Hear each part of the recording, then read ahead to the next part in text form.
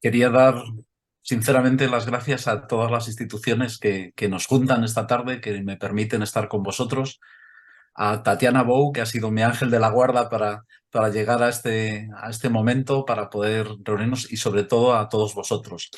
Quiero pediros disculpas porque lo único que sé deciros en catalán es gracias y benvingudos y expresaros mi aprecio y mi sincero agradecimiento por estar aquí. Eh, Son muchas las cosas que os querría contar. Sois un grupo heterogéneo y confío que para todos haya cosas útiles. Y os animo a que al finalizar tengamos un debate donde podamos poner encima de la mesa cualquier duda, cualquier cosa que no haya quedado clara. Y mi problema es que siempre quiero contar demasiadas cosas, pero confío que sean interesantes y también la presentación estará disponible, por supuesto, para vosotros. No hace falta que os preocupéis de tomar notas y cualquiera que quiera también más información, también os daré mis datos de contacto si alguien tiene alguna duda personal o algo en que yo pueda ayudar. Y sin más, con vuestro permiso, voy a pasar a compartir pantalla y a empezar a contaros algunas cosas. Se ve bien, ¿verdad? Perfectamente, sí, sí. Vale. Bueno, pues mirad, la historia más antigua que tenemos conocida en relación con el autismo es un pequeño relato que aparece en un libro que se llama Las florecillas de San Francisco, que son cosas recogidas en el siglo XII. Y ahí hablan de uno de los frailes que acompañan a Francisco de Asís, que se llama Fray Junípero, que es literal en las cosas. Por ejemplo, hay un paciente en la tienda en un hospital, ya os digo, del siglo XII, y alguien le pide o dice que echa de menos el jamón, y él lo que hace es intentar coger un cerdo que hay por los alrededores y con un cuchillo cortarle directamente una pata. No se da cuenta del efecto que tienen sus actos en la opinión de los demás, pero también les desarma por su bondad, por su humildad, por su honestidad. Entonces, el primer mensaje con el que quería empezar la charla es que llevamos muchos siglos conviviendo con el autismo, pero solo lo hemos empezado a conocer en el siglo XX. El autismo también, yo creo que hay que decirlo, tiene una historia terrible, una historia muy difícil, cargada de errores, donde se ha acusado, por ejemplo, a las madres de ser culpables del autismo de su hijo cuando es un error estúpido. Es una tragedia. Las madres y los padres en general se dejan la vida por sus hijos, pero esta historia ha generado un profundo daño a lo largo de las últimas décadas. La buena noticia es que las cosas están mejorando, es que cada vez sabemos más lo que es y lo que no es el autismo, pero aún así es un ámbito cargado de errores, cargado, iba a deciros, de timos, de engaños a las familias, y yo creo que el motivo es que desde la ciencia tenemos poco que ofrecer. Entonces, claro, hay gente que ofrece milagros, que ofrece curas, y es muy difícil eh, competir contra eso, y lo único que podemos hacer es intentar proteger a las familias que lo hacen todo por amor a sus hijos y caen en manos, desgraciadamente, a menudo de desalmados, ¿no? La persona con autismo, yo creo, más famosa en estos momentos es Temple Grandin, que es esta mujer. Ella es catedrática en la Universidad de Colorado. Yo tuve la ocasión de tener una conversación hace unas semanas con ella y me resultó enormemente interesante. Y ella reclamaba el papel del autista como profesional. Como un profesional, sus palabras eran que muchas veces podía ser la persona mejor para un tema. Me contaba un caso concreto que era alguien que trabajaba en bombas de estas que mueven agua, y ella me decía que esa persona no es que supiera mucho sobre bombas de agua, no es que le gustasen las bombas de agua, la expresión que puso es que amaba las bombas de agua. Y me decía, si un día tienes un problema de la refrigeración de una central nuclear, la persona que querrías cerca es este hombre. Entonces ella hace una reivindicación del autista como un profesional que puede ser de la máxima excelencia en su ámbito, que va a tener dificultades en otras cosas, como bien sabéis, pero que puede hacer una aportación valiosa para la sociedad. Luego este es otro tema que también me parece muy interesante, que es todo lo que sabemos. Es decir, en el siglo XX se describió por primera vez el autismo, fue en Grunia Sujareva, que no aparece prácticamente en ningún libro, siempre se habla de Kanner y de Asperger, pero prácticamente 20 años antes ella hizo una descripción bastante detallada. En el siglo XXI, estas que eran en ese momento las revistas más famosas, Time y Newsweek, llevaron a sus portadas el tema del autismo. Y entonces, si en el 20 tuvimos la descripción, vamos a decir, científica, en el siglo XXI lo que tenemos es que el autismo ha llegado a la sociedad y cada vez hay mayor concienciación, mayor sensibilización, mayor conocimiento, aunque como os decía antes, se siguen manteniendo desgraciadamente muchos de los errores en torno a este trastorno o condición. Los nombres no son, iba a decir, no son asépticos.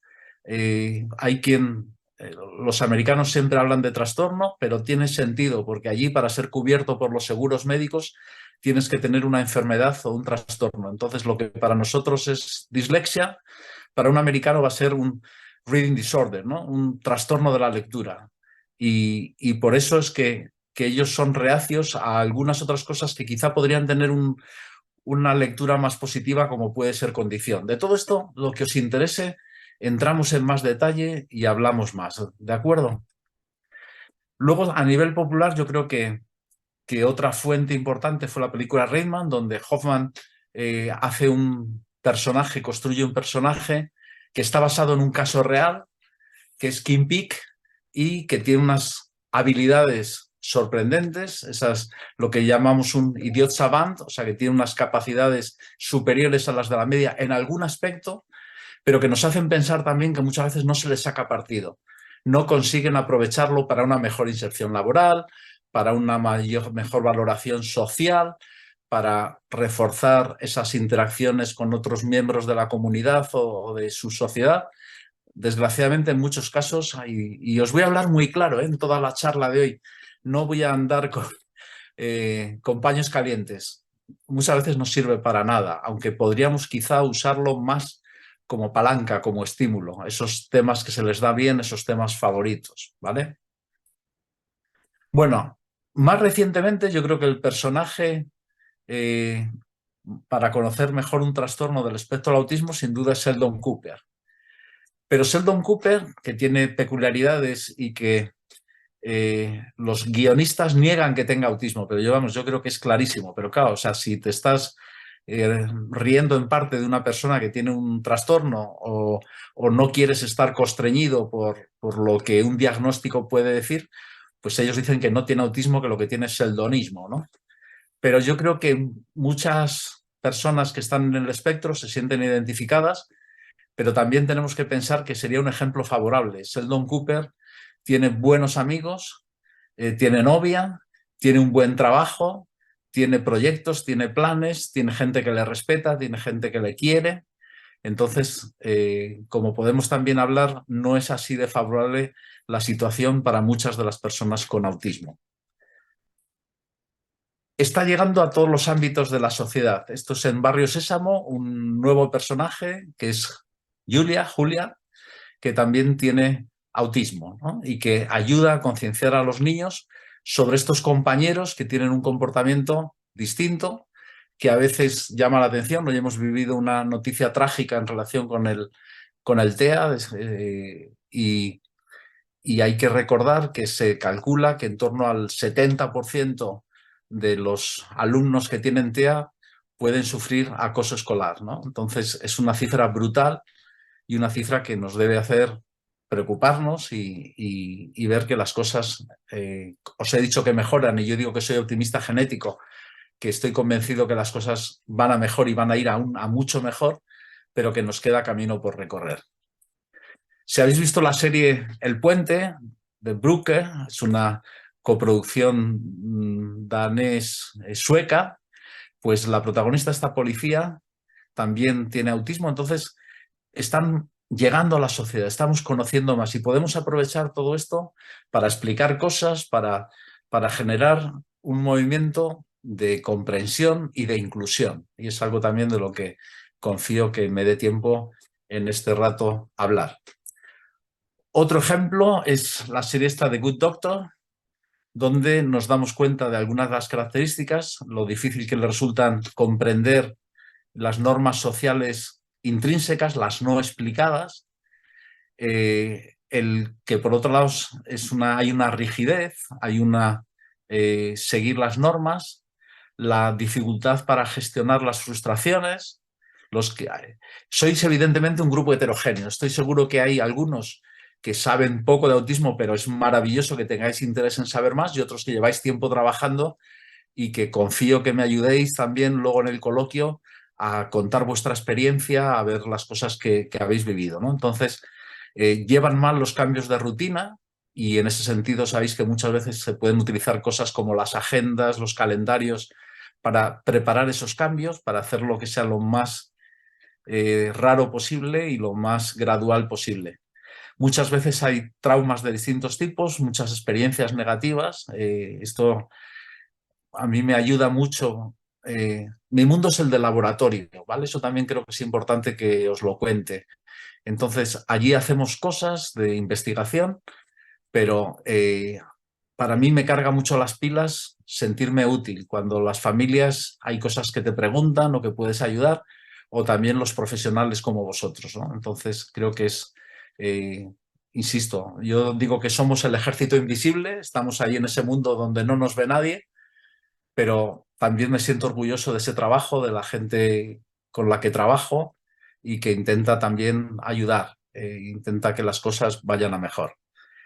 El deseo y el fracaso en los ámbitos sociales. Sabéis que hay dos características básicas en el autismo. Una es las dificultades para la comunicación y la interacción social. Eso nos resulta más extraño de lo que a veces pensamos porque somos muy sociales. Entonces nuestros castigos, fijaros, son la cárcel, son el exilio, o sea, es separar a alguien de su ambiente natural. Y nos resulta extraño que alguien tenga dificultades para esa interacción social. Nos resulta más fácil entender a alguien con síndrome de Down que con un TEA.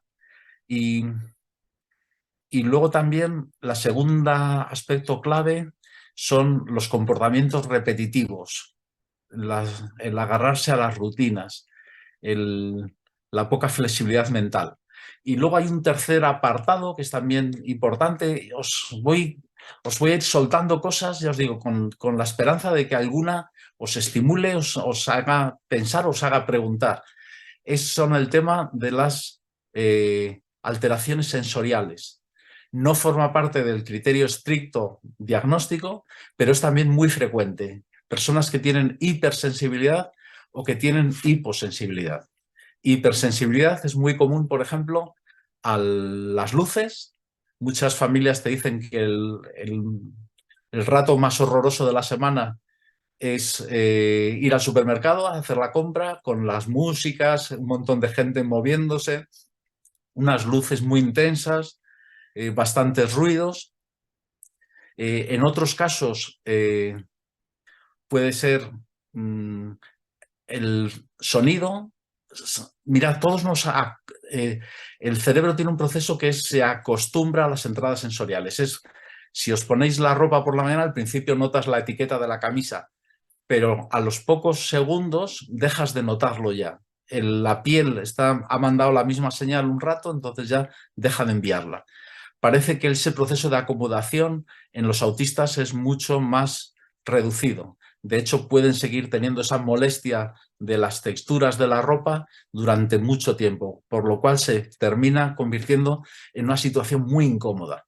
Y luego hay otro tema que también me parece importante compartir con vosotros en relación con el autismo, es que cada vez sabemos más y nos vamos dando cuenta de errores. Os pongo un ejemplo muy concreto. Se pensaba que había una hiposensibilidad al dolor, que tenían más riesgo de lesiones y de autolesiones simplemente porque su umbral para el dolor era más alto y tenían menos sensación de dolor. Bueno, esto se ha visto que no es cierto. Un estudio de hace pues, unos pocos meses demuestra que son quizá más sensibles al dolor. Entonces, simplemente lo que intentan es a veces de esas sensaciones de crisis de comportamiento, esos meltdown, que es como si que se funde, de esas rabietas tan fuertes a veces, salir de eso. Entonces, si tú tienes un malestar físico o psicológico, el hacerte daño estás compitiendo con una entrada sensorial, que es que ese dolor te haga liberarte, por así decirlo, de esa otra sensación desagradable. Entonces, el mensaje aquí es: estamos investigando, están cambiando las cosas, como todo en la ciencia, cada vez sabemos más, pero como todo en la ciencia también es posible que algunas de las cosas que hoy creemos haya errores. Y ya os digo, al mismo tiempo necesitamos más ciencia, necesitamos investigación sencilla, porque muchas de las cosas que hoy os voy a contar están basadas en datos de Estados Unidos, y nuestro sistema de servicios sociales, nuestro sistema sanitario, nuestro sistema educativo no tiene nada que ver con el de Estados Unidos. En general, para bien, ¿eh? Yo he trabajado allí y digo, si me pongo malo, creo que lo primero que hago es buscarme un avión de Iberia y venirme para acá lo más rápido que pueda. Entonces, creo que ese es otro aspecto a tener en cuenta, que están cambiando cosas y que tenemos que estar atentos y, insisto, no caer en vendedores de humo. Y lo último de esta imagen: en esta serie también nos recuerdan la aportación positiva. En este caso es este médico que es capaz de, a pesar de algo tan difícil en un médico como es esas dificultades para expresar su empatía por el paciente, vemos esa mente analítica extrema que permite ver cosas que sus compañeros no ven. Mirad, hace un tiempo, y os voy sacando cosas, insisto, perdonadme si en algo no sigo un orden tan claro como lo he preparado, pero yo creo que está bien daros pinceladas de distintas cosas. Google decide contratar a 500 autistas para que sean gerentes de aplicaciones en la nube. Entonces, 500 de una tacada. El mensaje es interesante porque dicen con claridad que no es responsabilidad social corporativa, no es porque somos muy buenos y somos muy sensibles. No, no.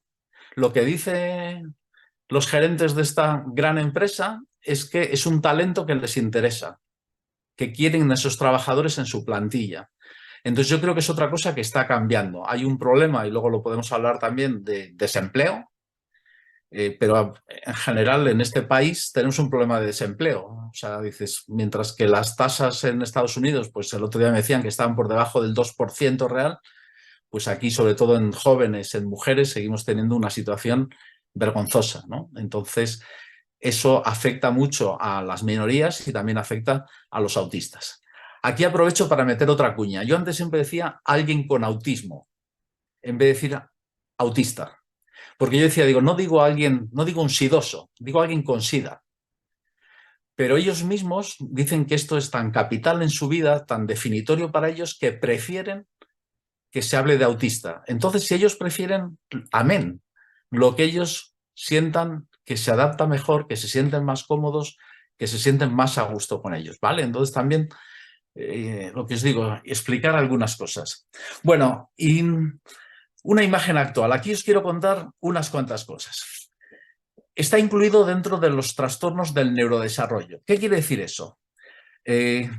Mirad, el cerebro humano se ha definido como la estructura más compleja del universo.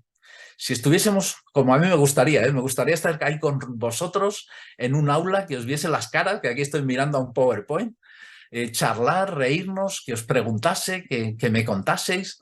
Entonces, como no puedo, lo hago así, pero os echo de menos y confío que ojalá la vida me lleve a algún día a Vic y os pueda conocer en persona. Bueno, os decía, el cerebro es la estructura conocida del universo más compleja. 86.000 millones de neuronas, cada una de ellas con una media de unos 10.000, 15.000 contactos.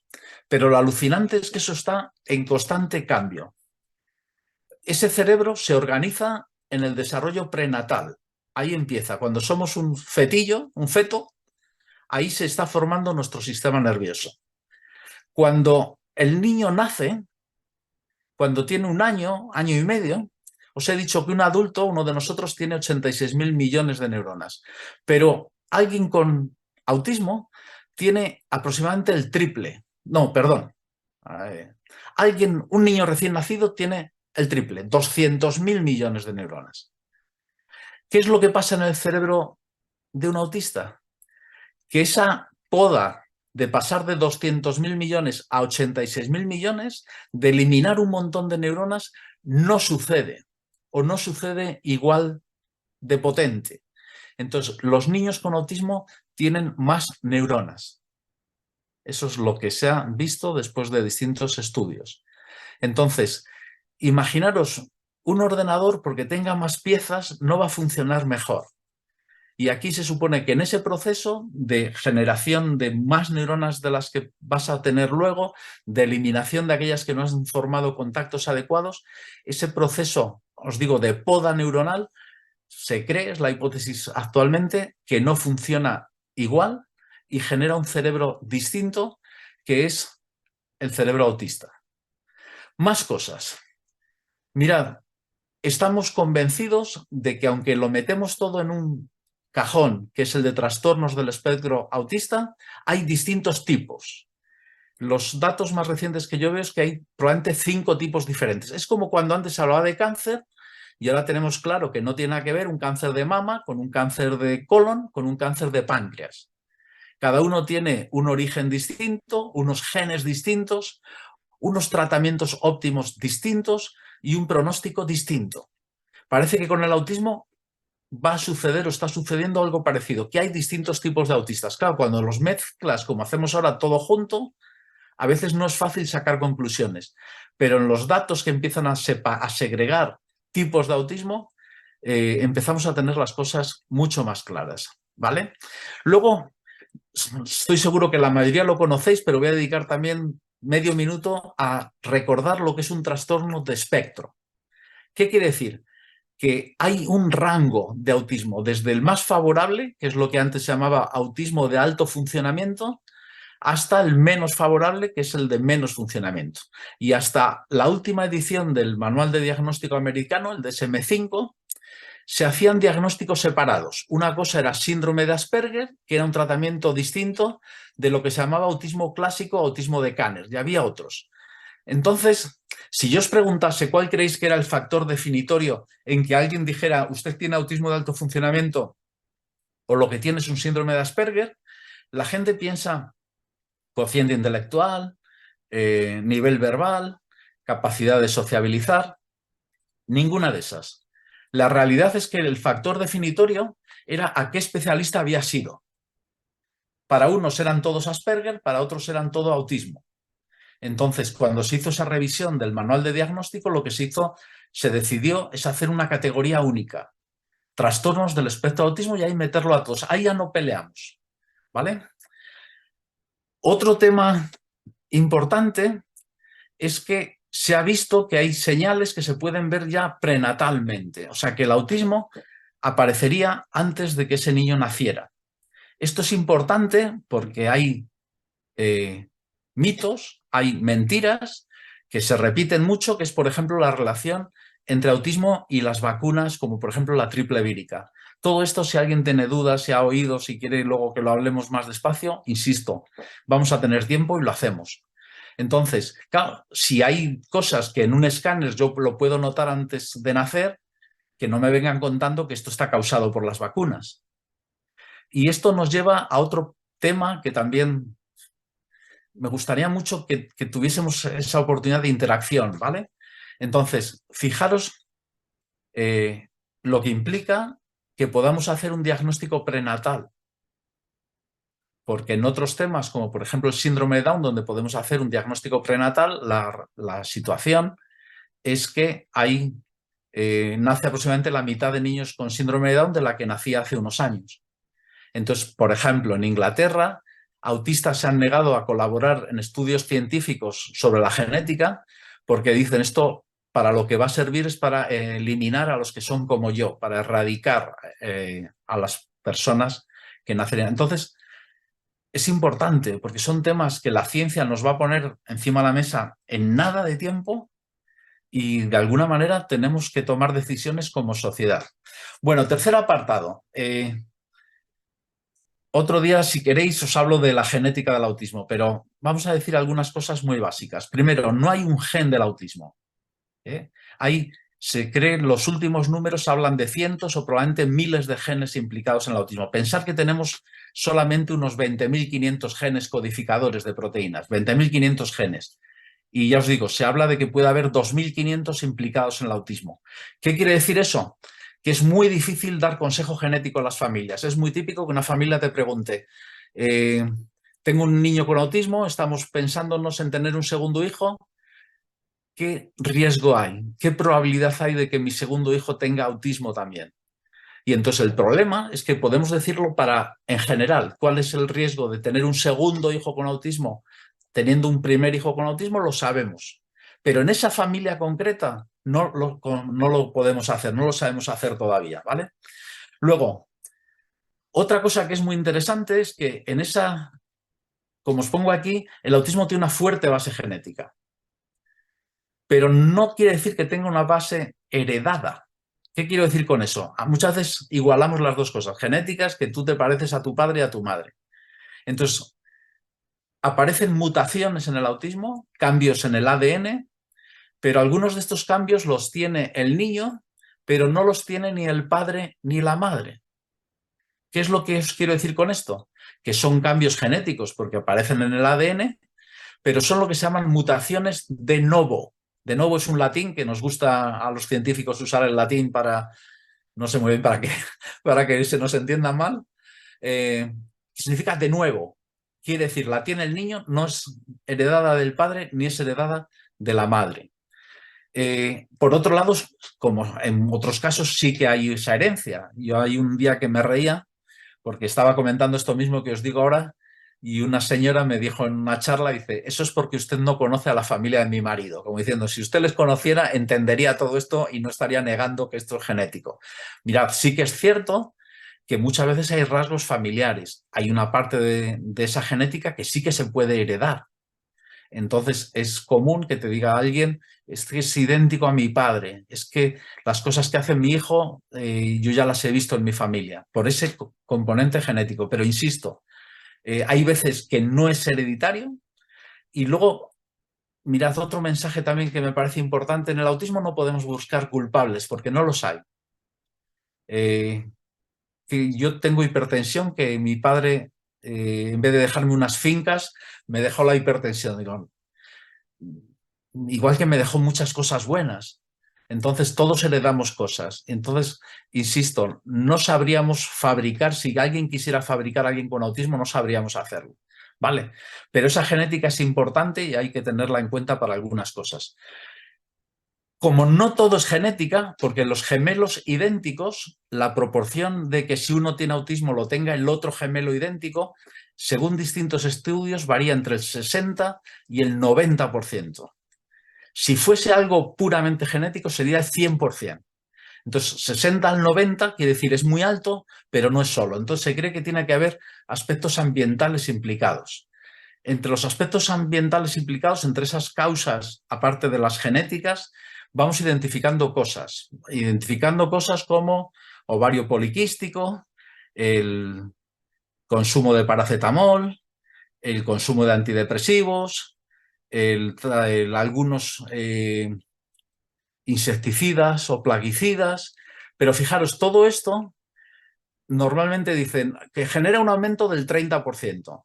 Pero si estamos pensando que el autismo en Europa, normalmente para tener una cifra redonda hablamos 1 de cada 100. Si tú tienes un aumento del 30%, quiere decir que hemos pasado del 1 al 1,3%. Os pongo un ejemplo. En zonas donde había DDT, donde había muchos mosquitos y se fumigaba con DDT, que ya sabéis que se prohibió a nivel mundial porque generaba malformaciones y era un producto que no se eliminaba del medio ambiente, que generó una catástrofes ecológicas en realidad, se vio que hay un mayor caso de autismo. Luego hay también algunos virus. Ahora afortunadamente tenemos las vacunas, yo digo que es el mejor invento de la humanidad, pero cuando no había vacuna contra la rubeola, había epidemias cada 15, 20, 25 años. Esas epidemias de rubeola nacían más niños con autismo. Entonces algo del virus generaba que hubiese más casos de autismo. Luego, si queréis, podemos hablar más de causas. Y luego hay muchas falsas causas. Ya os he mencionado una, las vacunas, pero constantemente aparece en prensa historias en general sin fundamento científico ninguno. O sea, un día algunas son cómicas, como decía, echaban la culpa a Peppa Pig, a los dibujitos estos animados de esa cerdita. Es ridículo, ¿eh? Pero relacionaban el aumento de casos de autismo con estos dibujos animados. En otros casos, por ejemplo, intoxicación por metales pesados. En otros casos, consumo de drogas, consumo de edulcorantes. O sea, os puedo hacer, yo creo que una vez estuve reuniendo supuestas causas de autismo y me salían 100 y pico. Casi todas, por no decir todas, sin ningún fundamento científico, sin ningún dato verificado, sin nada a favor. Pero normalmente, como os decía antes, muchas veces hay un negocio.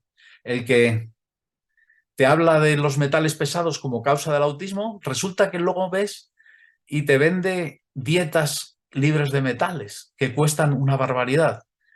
El que dice que las causas son las vacunas, resulta que tenía patentada, sabéis que tenemos triple vírica porque lo que indica es que en una sola inyección ponemos 3 vacunas contra 3 virus distintos. Pero resulta que él había vuelto a patentar las vacunas monodosis. Dices, ¿quién va a poner una vacuna monodosis si ya hemos conseguido, en vez de pinchar 3 veces al bebé, pincharle una? Claro, si nos hacen creer que la triple vírica tiene relación con el autismo, pues lo mismo la gente por precaución empieza a comprar las monodosis. Entonces, desgraciadamente, este es nuestro mundo también.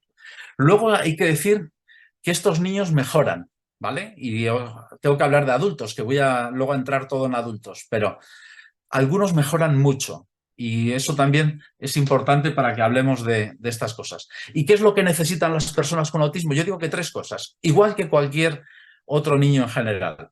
Educación, necesitan límites, necesitan escuelas, necesitan enseñanza, necesitan amor, porque lo necesitamos todos y no es que estemos acercándonos a San Valentín, que todavía falta mucho, y en algunos casos necesitan tratamientos, terapias. Lo bueno es que cada vez tenemos mejores profesionales, pero también os digo, como aumenta mucho, eso es otro tema del que también, si queréis, podemos hablar, ¿por qué ha aumentado tantísimo en los últimos años los casos de autismo? ¿Vale? En Estados Unidos se rifan a los profesionales, a los psicólogos, a los terapeutas, a los trabajadores sociales. ¿Por qué? Porque hay mucha gente afectada.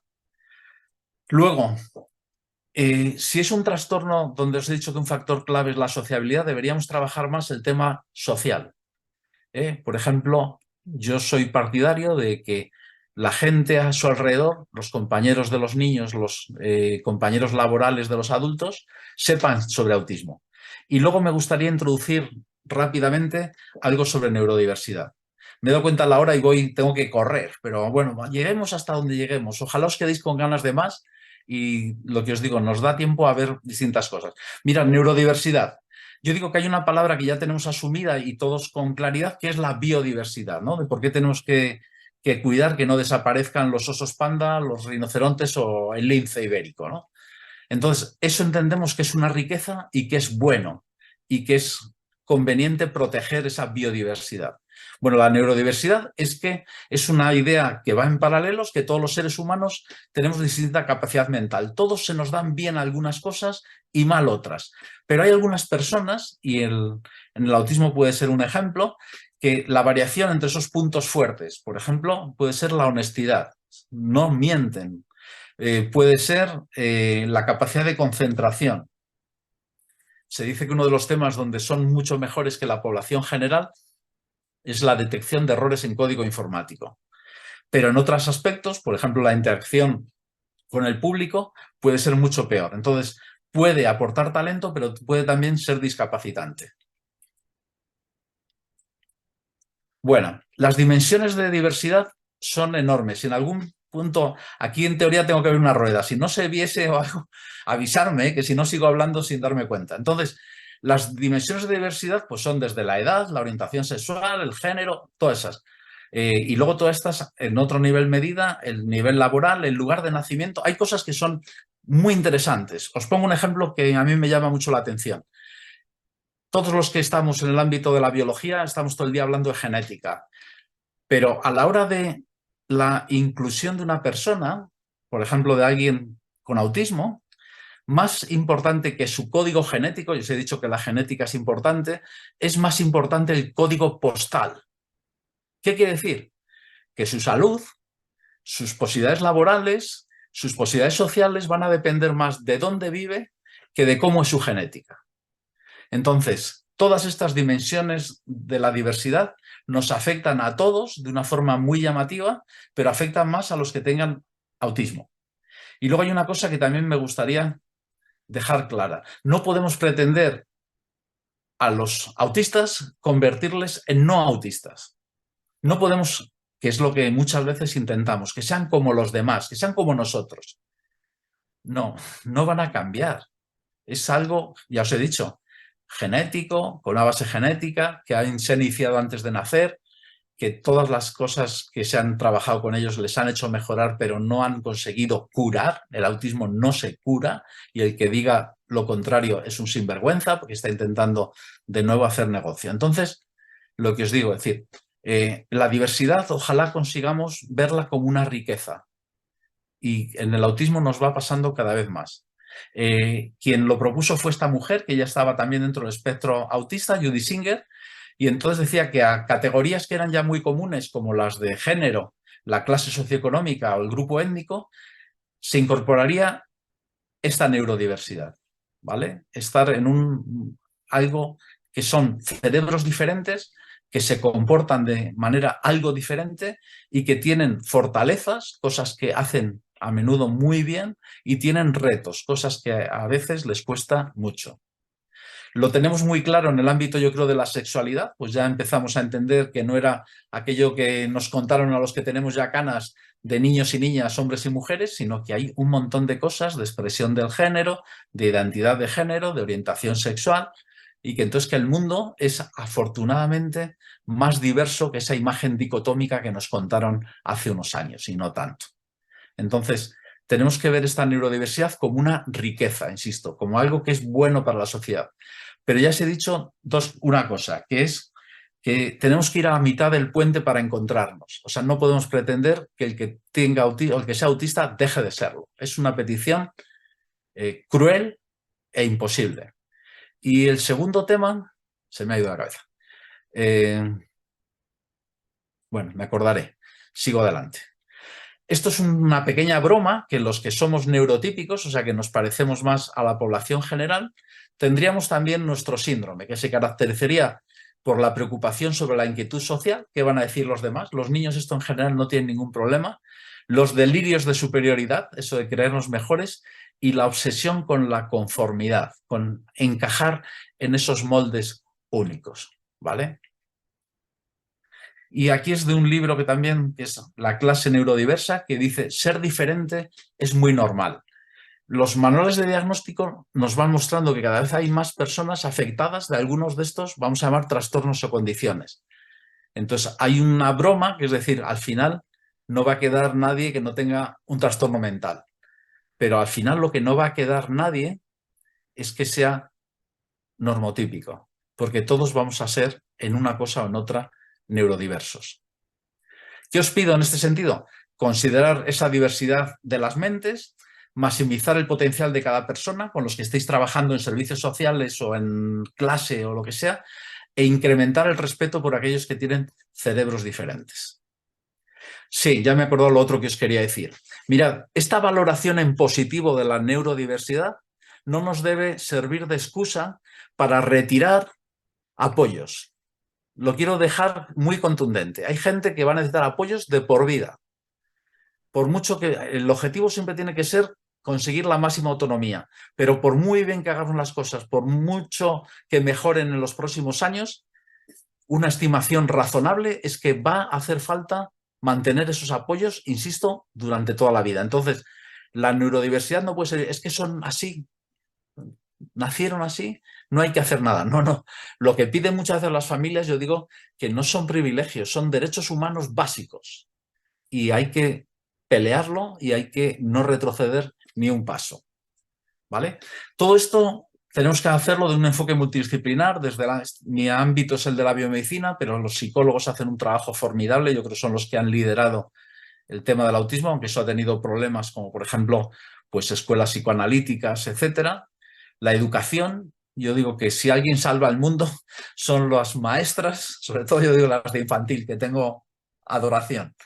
Y luego, pues todo el ámbito de la gestión y de la rehabilitación, donde aquí meto desde los fisioterapeutas, trabajadores sociales, asistentes de distinto tipo, etcétera. Gente que está apoyando en esa integración, en esa inclusión.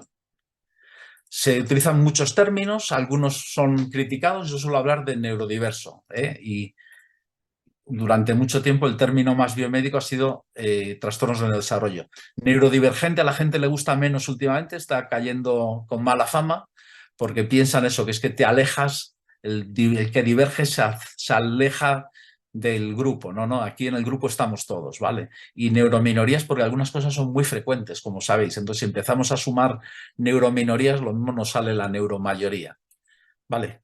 Y luego, para que os deis cuenta de cuánta gente hay afectada, si yo os hago esta pregunta, dices, en un momento determinado, ahora, si yo fuese a un centro comercial en Estados Unidos y me pusiera a pasar test, ¿cuánta gente creéis que daría que tiene un trastorno mental en un momento determinado? Bueno, pues una cuarta parte. Entonces, por supuesto, la mayoría no están diagnosticados, ¿eh? Entonces, es también para darle una vuelta. Es de John Hopkins. Luego, los investigadores tenemos una tendencia a algo basado en la enfermedad, no a una perspectiva centrada en la salud y el bienestar. Hay gente que tiene una buena vida y nosotros lo planteamos como que esto es algo que hay que intentar corregir. Mirad, insisto en lo que decía antes, el objetivo tiene que ser la máxima autonomía. La mayor preocupación de las familias es qué va a pasar cuando yo no esté. Entonces, dices, aquí tenemos que tejer una red social, una red de servicios, una red de apoyos y nos queda camino. Y como os decía antes, varía mucho. No es lo mismo que vivas en Vic, que vivas en Barcelona, que vivas en un pueblecito de l'Empordà. Entonces, necesitamos redes flexibles, necesitamos aprovechar cosas como pueden ser las tecnologías, pero necesitamos inversión, ¿eh? O sea, que las cosas con buena voluntad mejoran, pero no se solucionan. Necesitamos dinero. Y no lo pido para mí, yo lo pido para las familias con alguien con autismo. Bueno, la neurodiversidad proporciona, a veces tienen ventajas, lo que decía, hay cosas que se les da mejor. Los disléxicos parece que ven en 3 dimensiones las cosas espaciales muy bien. Los que tienen TDAH tienen un sistema de atención más difuso, pero que les puede ayudar a generalizar mucho mejor. Y las personas con TEA, ¿os acordáis lo que os contaba antes de la bomba de agua? Se puede relacionar mejor con un objeto. Puede tener una relación única con un objeto y ser el que más sepa del mundo de esa bomba de agua, como os contaba antes. Este es un cuadro donde vemos aquí, por ejemplo, alguien que tiene dispraxia, pues destaca sobre la media en honestidad o habilidades verbales. Los que tienen discalculia tienen mucha creatividad. Los que tienen cualquier cosa, autismo, pues también honestidad y tienen una gran capacidad sensorial. No me da tiempo, pero os podría contar alguna cosa muy curiosa en ese sentido. Bueno, tenemos que fomentar la inclusión, entonces ver eso, que tienen muchas capacidades, hay que intentar aprovechar esas habilidades, hay que formarlos para el mundo laboral y entro ya en esta parte que quiero todo lo que pueda, que es, a menudo hablamos solamente de niños con autismo y eso dice, ¿qué es lo que pasa? Que luego viene un platillo volante y se los lleva. Estos son un par de datos de un estudio realizado en Australia que la mayoría estaban entre 5 y 14 años, la mayoría de los casos con autismo. Y el 83% de las personas diagnosticadas tenían menos de 25 años. Os lo digo con toda la claridad que pueda. ¿Qué es lo que implica? Que hay un montón de adultos sin diagnosticar y eso lo estamos viendo en la actualidad. Segundo, durante mucho tiempo esa gente no ha recibido ningún tipo de servicio. Se hizo un estudio en Inglaterra que fue las mismas herramientas de diagnóstico que tenemos, yo creo que fue el A2, coger el A2 y pasarlo a adultos. Y el porcentaje que salía en los adultos era similar al de los niños. Ninguno de esos adultos estaba diagnosticado. ¿Qué es lo que pasa? Pues que antes no se conocía, no se veía, no se diagnosticaba, salvo casos extremos o algún especialista que había que le interesaba el tema. Pero eso no ha sido la realidad. Entonces, las cosas están cambiando porque ahora tenemos los niños, el autismo hemos dicho que no se cura, con lo cual tendremos adolescentes con autismo, tendremos jóvenes con autismo, tenemos adultos con autismo y tendremos viejos con autismo. Y no estamos preparados. O sea, hay en Inglaterra, que yo creo que son líderes en positivo en muchas cosas, la situación de vivienda para personas autistas es terrorífica. Tienen unas colas de decenas de miles de personas. Y aquí, pues ya os digo, porque no hemos empezado, porque vamos con retraso, pero nos va a pasar probablemente lo mismo. Bueno, lo que os digo, crecen y se convierten en adultos, creemos que es una cosa de por vida, entonces, ¿qué es lo que puede pasar? Una cosa es la prevalencia, o sea, la prevalencia no es la realidad, es lo que os pongo aquí, es los que se han diagnosticado. Y entonces ahí pasa lo que os digo, que durante mucho tiempo no se ha diagnosticado. Ahora en algunos países, por ejemplo, se hace cribados. Coger a todos los niños, en Estados Unidos, por ejemplo, están viendo las posibilidades de hacerlo, en Dinamarca lo hacen. Todos los niños de 3 años, el pediatra tiene que mirar si tiene síntomas de autismo. Bueno, el conocimiento entre los pediatras y los profesores es lo que está cambiando esto.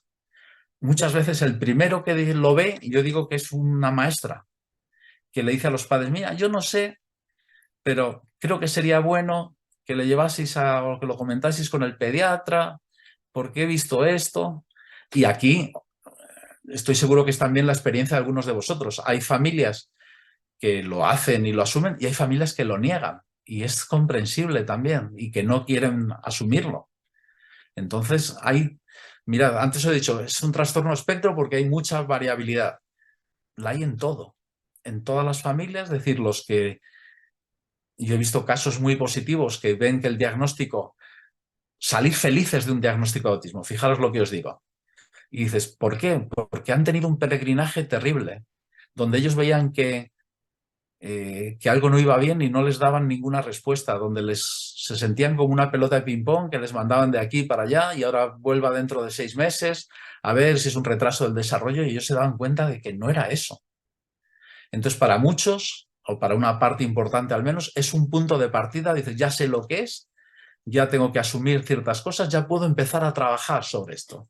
Ya puedo empezar a ver qué apoyos tengo derecho, ya puedo buscar una asociación para buscar gente que esté en la misma situación y que me aconseje, ya puedo intentar ver en qué pediatra sabe de esto o en qué colegio hay una aula TEA, o ver un poco lo que puedo encontrar, ¿vale?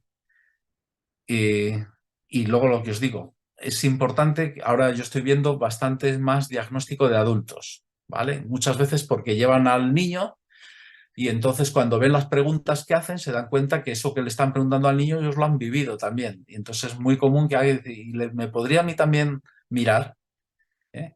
Luego hay un problema que es también, que es los servicios a los que tienes derecho. De esto sabéis seguro muchos de vosotros más que yo. Y entonces, o sea, lo que no se me ocurriría es hablaros de cómo hay que organizar los servicios sociales a gente de servicios sociales. No, yo lo que tengo que estar es con las orejas muy abiertas para escucharos y aprender de vosotros, ¿vale? Entonces, ¿cuál es el problema? Yo creo que en general lo tenemos muy bien, o bien, en el ámbito educativo.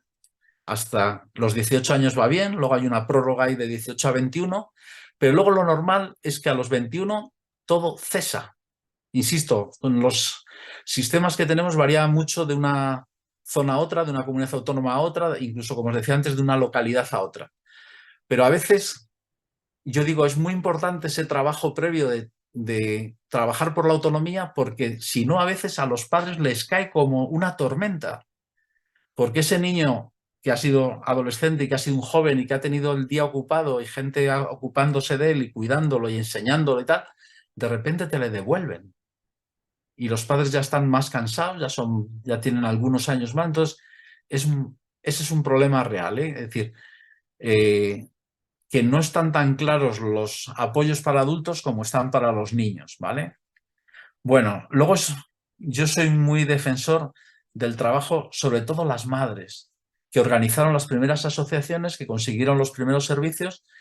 Y bueno, nos ha pasado, decir, yo de esto también hago bromas, porque muchas veces yo digo, en todas las localidades no es que haya una asociación de autismo, es que hay dos, porque siempre hubo un cabreo y hubo una escisión, pero son las que han cambiado realmente esto. Y hay sitios donde han conseguido que, que cambien mucho mejor las cosas, pero también queda mucho camino. En cambio, para un adulto, los servicios son menos claros, los apoyos, y son más potentes los riesgos, como por ejemplo el estigma, que está también muy asociado al autismo. La gente no sabe bien lo que es el autismo y tiene unas ideas a veces estúpidas. Y la discriminación. Gente que intenta que no se le note porque, os he dicho, en el ámbito escolar pueden ser víctimas de acoso, en el ámbito laboral es simplemente que no le van a contratar. Entonces es también algo para pensar, ¿vale? Un cuarto factor que también es que hay algunos que se salen del diagnóstico. Si tú haces un seguimiento, tú ves que hay algunos que ya no están. Y aquí os lo tengo que explicar muy rápido. Primero, los diagnósticos es una herramienta. No es la verdad revelada. Es un grupo de expertos, se juntan y hacen un consenso. Y entonces eso es para cualquier persona que entre en esas condiciones, dice, pues son estas 8 cosas. Si cumples 6, tienes autismo. Pero si tienes 5, no tienes autismo, pero no tienes subautismo. No tienes nada en teoría. Pero evidentemente tienes 5 características que son similares a los autistas. Otro tema que me parece importante es que todos tenemos algún rasgo autista, todos, desde muy bajo a medio a alto. Y luego, a veces los diagnósticos, como cualquier cosa hecha por seres humanos, está mal hecho. En general, ahí yo digo, aprendes mucho si preguntas a las familias cuánto tiempo han tardado en haceros el diagnóstico. Porque yo lo que veo es algunos que lo hacen varios días y que son bastantes horas y que otros que lo hacen en 1 hora. Entonces, bueno. Y luego hay lo que los americanos llaman bloomers. Todo esto lo vais a tener. El que quiera datos, el que quiera más información. Al principio de la presentación os lo he dicho. He puesto la dirección de mi blog por si alguien quiere. Ahí pongo un montón de artículos relacionados con autismo. ¿Vale? Entonces, el que quiera referencias bibliográficas, el que quiera datos, yo creo que ahí está todo lo que os voy a contar hoy y muchas otras cosas. ¿Vale? Entonces, los americanos llaman bloomers. Bloomers significa que florecen. Hay algunos que mejoran tanto que se salen del diagnóstico. No es curar porque siguen teniendo distintos problemas y tenemos otras cosas, no sabemos, siempre es con mucho trabajo, nunca es una cosa mágica de esas que nos quieren vender. Luego, no sabemos cuáles son los que van a tener esa mejoría y es un porcentaje, normalmente se calcula por debajo del 10%. Pero claro, si conseguimos saber qué es lo que está funcionando en esos chavales, sería maravilloso, porque es una mejora muy sustancial, aunque ya os he dicho que todos mejoran, ¿vale? Bueno, entonces aquí se ve que dices, o sea, de los que tenían el diagnóstico, algunos estaba el diagnóstico mal hecho. O sea, la mayoría se mantiene el diagnóstico a lo largo de toda la vida. Algunos les cambian el diagnóstico. Algunos, muy pocos, no se les quita ese diagnóstico y no se les pone uno nuevo. Pero no es lo que os pongo aquí, no debería considerarse una curación. Y ya veis que el porcentaje es muy pequeño. Es decir, de 569 niños que era este estudio, 3 eran los que les sucedía eso. O sea, que esto así a cuenta rápida me sale como el 0,6%. ¿Vale? O sea, que es un porcentaje muy escaso. Bueno, otro tema que es importante, si hablamos también de autismo en mujeres, niñas y adultas, es que muchos enmascaran el autismo, lo esconden. No es buena idea que te identifiquen como autista, lo puedes pasar mal. Entonces, si saben que una cosa que te lo detectan es que no haces contacto visual, se pueden esforzar en mantener contacto visual. Si saben que otra cosa que llama la atención de la gente y que les etiquetan y que les humillan son las estereotipias, pues otra jugada es que no se note y hacerlo con 2 dedos dentro del bolsillo, porque te gusta y te calma o es tu forma de expresar la alegría, pero lo haces a escondidas. Entonces, en las chicas, que son normalmente más verbales, que sus temas favoritos son muchas veces algo que encaja en la feminidad, los ponis, las princesas, las cosas rosas, muchas veces no se nota el autismo. ¿Qué quiere decir? Que hay muchos casos, estoy convencido, de mujeres que tienen un autismo leve y que están sin diagnosticar, ¿vale? Y entonces este masking o enmascaramiento es agotador porque tienen que no mostrar cómo son, estar fingiendo, entonces termina por generar problemas de cansancio, de burnout, de ansiedad, de depresión y una baja autoestima, porque si dices no puedo ser quien soy. Pero yo también, fijaros, esto creo que también está cambiando y se está viendo, por ejemplo, en redes sociales. Hay mucha gente que dice soy autista y muchas chicas también. Entonces, a mí me gusta mucho porque es muy interesante para aprender de ellas y porque ellas generan una comunidad que también se apoyan unas a otras, ¿vale? Pero bueno, la historia también es terrible de todo esto, ¿eh? O sea, de si hay muchas más víctimas de acoso sexual o de abusos sexuales en las mujeres que en los hombres, es todavía mucho más en las mujeres autistas que en las mujeres normotípicas, ¿vale?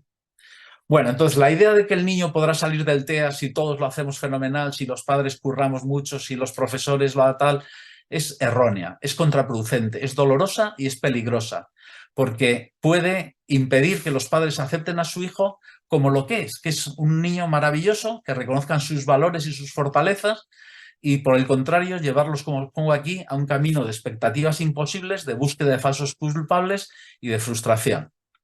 Más cosas. Muchas personas descubren que son adultas, que son autistas cuando son adultas.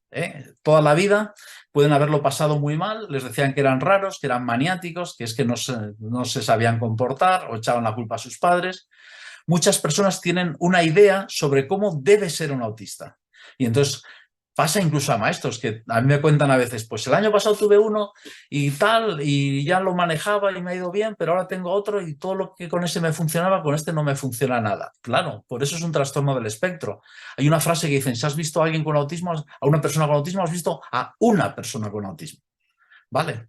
Entonces, si alguien, por ejemplo, es verbal y habla o mira a los ojos o tiene sentido del humor, ya parece que no puede tener autismo. No es verdad. Y luego es lo que os digo, hay otro problema y por eso es mi alegría de estar aquí esta tarde con vosotros, de que se sabe demasiado poco, que hay muchos errores que se repiten durante mucho tiempo sobre el autismo. Bueno, otro problema de los adultos es asociar autismo a discapacidad. Os he dicho antes, hay casos que sí, sin ninguna duda, pero hay quien tiene autismo y tiene un buen trabajo y te cuenta que le ha costado todo el triple que a alguien sin autismo, pero está casado, tiene hijos, tiene una buena situación económica. Entonces, hay quien dice que no puedes tener autista, no puedes ser autista tú, no puedes tener autismo. ¿Por qué? Porque tengo trabajo, porque trabajo en la universidad, porque tengo familia. Entonces, el autismo es variado y a menudo es una discapacidad oculta. Y luego depende de muchas cosas, pues evidentemente de tu entorno, pues cómo son tus familiares, ¿eh? Hay madres que lo hacen maravillosamente, o sea, porque digo madres y no padres en general, porque es la madre muchas veces la que más se esfuerza, ¿eh? Aunque hay padres que lo hacen maravillosamente bien también, ¿no? Pero entonces, eso, o sea, les han podido ayudar, les han podido impulsar. Yo tengo una madre que dice, mi hijo va a ser un autista moderno y le lleva constantemente, constantemente le está poniendo a prueba y forzándole a ir un paso más allá. Pero cuando te cuentan ellos, te cuentan las dificultades y dices, pues yo en todo el instituto nunca no tuve un solo amigo, ¿no? Jamás hay cosas que a mí me resultan tan dolorosas que te digan, nunca me han invitado a un cumpleaños, ¿no? O que preguntes a un padre de un muchacho de 18 años con autismo y que digas, ¿qué objetivos tenéis para este año? Dice, pues que otro se tome con él una Coca-Cola y unas patatas fritas. Y yo digo, joder, si no somos capaces de conseguir eso, ¿qué demonios de sociedad estamos haciendo, no? Más cosas. Lo más problemático suelen ser las relaciones sociales. Eso que os digo, las dificultades para hacer amigos o las dificultades para mantener las amistades. Luego, no se dan, o sea, ¿sabéis José que una... Ramón, Sí, disculpa que te corte. Si te parece bien, lo alargaremos si quieres 15 minutos más para que no tengas que correr y si hay mucho debate, alargaremos 10 minutos más por atrás. ¿Vale? ¿Te parece vale, bien? me parece Fantástico. fenomenal. Gracias. Vale, os sigo contando cosas. Entonces, esto puede ser lo más difícil porque va a afectar a muchas cosas que son básicas, como puede ser la inserción laboral. Pero voy un paso más allá. Si tú tienes un problema de comunicación, os pongo un ejemplo.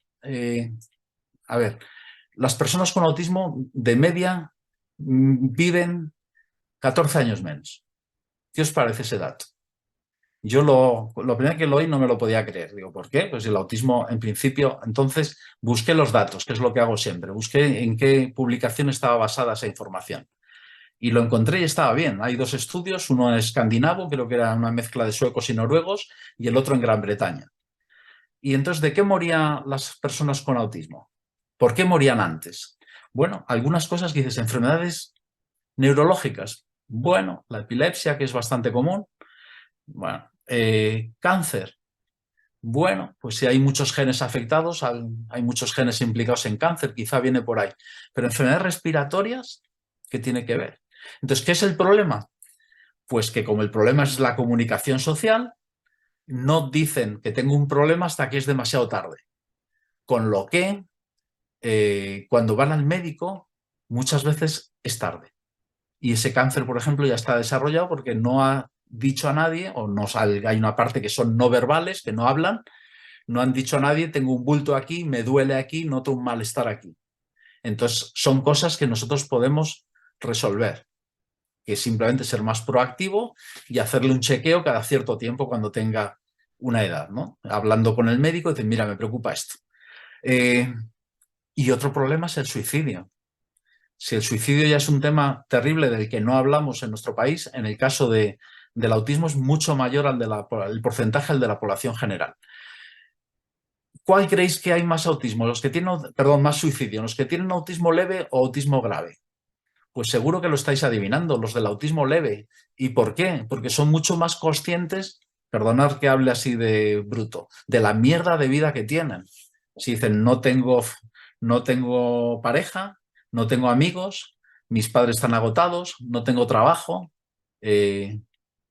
pues se dan cuenta de eso. Y entonces yo digo, eso no es culpa de ellos, es culpa nuestra, que no somos capaces como sociedad de ofertarles una vida que merezca la pena, que esté con alicientes, que sea grata, que tengan posibilidades de desarrollar su capacidad, sus preferencias, sus gustos de ocio, que tengan una red de apoyos, que tengan lo que todos queremos para nosotros y para nuestros familiares, ¿vale? Luego, son confiables, leales, muchas veces con un humor, cuando hablo con ellos me lo paso muy bien. Y luego eso, es decir, lo triste es que no encajen a veces por nuestra facilidad para mentir, para la hipocresía, para el cotilleo, ¿vale? Entonces a veces también va en los dos sentidos de que nos sintamos nosotros incómodos con esa forma tan cruda que tengan de decir las cosas o con las preguntas que nosotros diferenciamos mucho los círculos, ¿verdad? Círculo íntimo, círculo de amigos, círculo de familia, y ellos a veces esas referencias no las tienen tan claras. Entonces tienen muchas dificultades, incluso también las relaciones de pareja, ¿vale? Porque es un ámbito donde esos problemas para la interacción social pues a veces saltan más a la luz, ¿no? Bueno, muchas personas adultas reciben el diagnóstico después del diagnóstico en hijos, una historia, como he dicho, cada vez más común, ven las preguntas y hay dificultades también con los tratamientos. Esto pasa en todo, ¿eh? O sea, nos estamos dando cuenta, os pongo un ejemplo muy claro. Casi todos los estudios están hechos en ratones macho y luego en hombres. Entonces, la adaptación a las mujeres de un medicamento no es buena, porque hay muy pocos estudios hechos. Entonces nos está pasando y nos pasa también con las minorías. Entonces dices, resulta que queremos ir a una medicina personalizada, pero estamos todavía muy lejos de estas cosas. Bueno, esta es una declaración de una persona con TEA. Decía, he tenido en mis 12 años tras el diagnóstico 20 terapeutas, de los cuales solo 2 han entendido lo que necesito, que me expliquen cómo funciona el mundo y cómo debo interactuar con él. Y estos mensajes son muy contundentes porque te lo dicen con mucha claridad qué es lo que necesitan y no meterles a veces unas dinámicas que no son productivas en absoluto o que no encajan con lo que ellos lo que están queriendo mejorar o los que les está generando sus mayores problemas, ¿vale? Bueno, cada persona es diferente. El diagnóstico, lo que os he dicho, para algunos es un punto en el que las cosas empiezan a encajar, a tener sentido, comprenden por qué las cosas han pasado. Entonces, yo veo en los diagnósticos de adultos que no es todos, hay quien lo recibe fatal, pero muchos se sienten mejor, se ven más capaces de cuidarse a sí mismos, de entender las dificultades en la vida cotidiana y de progresar en su vida laboral, social y personal. Dices, no, yo tengo que practicar esto porque voy a poder mejorar. Les puede también para aprender estrategias. Dices, bueno, si yo me siento muy mal en supermercados, pues tengo que ir a otro sitio o tengo que ir cuando no hay gente. En algunos sitios que cada vez hay mayor sensibilidad social, lo que hacen es que hay un supermercado que abra a las familias con autismo durante un par de horas a la semana y entonces quitan la música, ponen las luces menos bajas para que ellos puedan hacer la compra. Ese es un mensaje enormemente fácil, enormemente positivo y que tenemos que ir consiguiendo que esas cosas vayan calando, ¿vale? Bueno, la situación no es buena, ¿eh? Sobre todo yo creo que el mayor problema es que el ámbito laboral, y más lo que os decía antes, en un país como el nuestro que tiene unas cifras de paro vergonzosas. Entonces, aunque muchos desean trabajar, aunque hay muchos que pueden cubrir puestos de trabajo, hacerlo muy bien, pues la situación es mala, aunque va mejor, ¿vale? O sea, el número de los que trabajan se ha duplicado, pero si antes lo mismo era 1 de cada 10, ahora son 2 de cada 10, con lo cual la situación sigue siendo dramática, ¿vale? Aquí veis son datos de Estados Unidos. En Estados Unidos pensar que el nivel de paro debe ser por debajo del 2% real. Entonces hay pleno empleo en realidad. Pero resulta que muchos de los que han terminado programas de estos ellos lo llaman rehabilitación vocacional, ¿no? De inserción laboral, diríamos nosotros, pues muchos, solo una parte consigue trabajo y luego tienen unas condiciones malísimas, ¿no? O sea, son trabajos prácticamente de eso de estar en un supermercado metiendo cosas en una bolsa, ¿no? Casi la mitad de los jóvenes de 25 años no han tenido nunca un trabajo remunerado y luego, evidentemente, yo os digo, muchas veces si la pregunta es, para un autista no sé qué, digo, quita de la pregunta la palabra autista.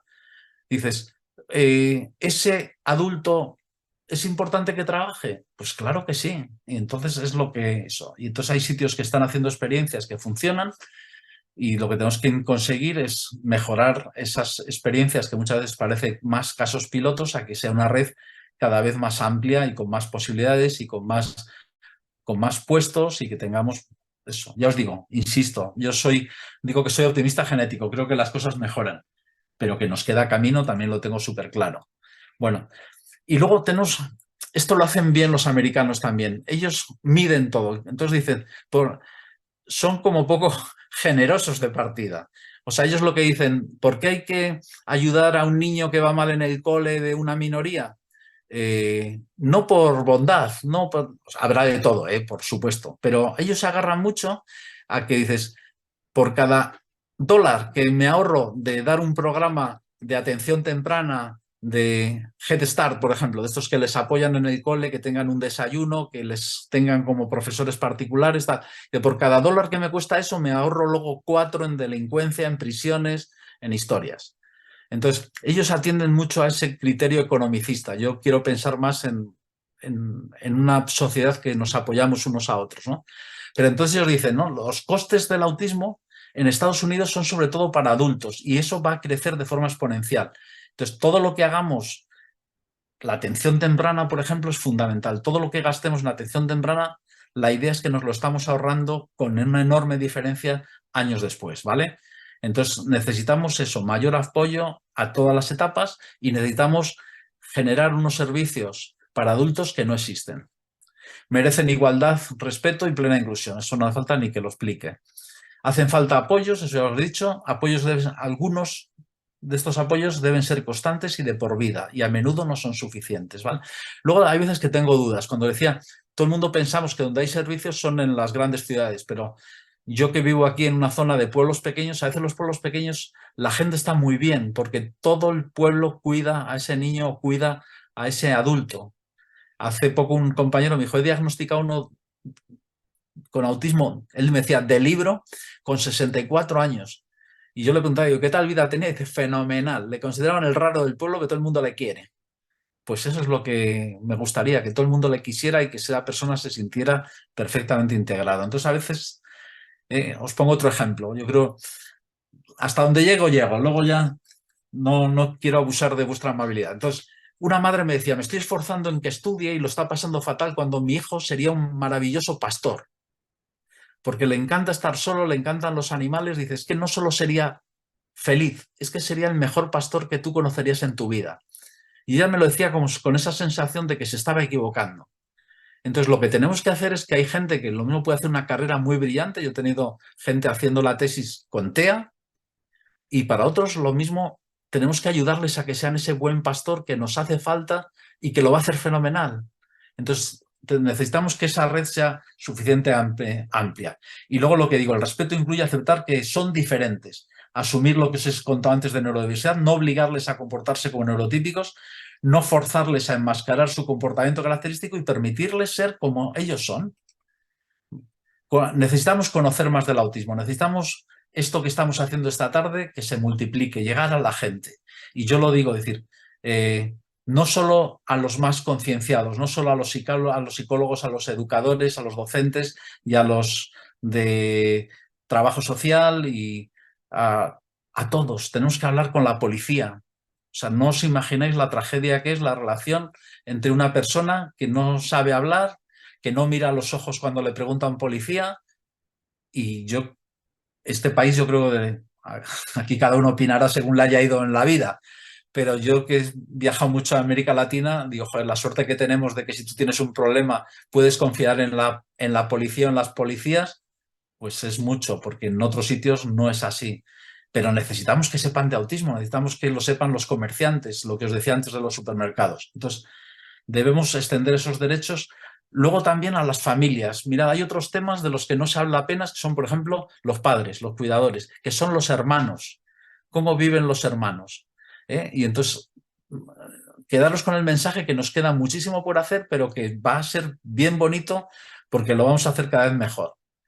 Y aquí, los niños con autismo no se convierten en adultos neurotípicos, se convierten en adultos con autismos que están aislados, estigmatizados y con menos servicios de los que necesitan. Aquí podemos hablar luego de muchas cosas. Podemos hablar de vivienda, podemos hablar de empleo, podemos hablar de sexualidad, podemos hablar de ocio, de lo que queráis.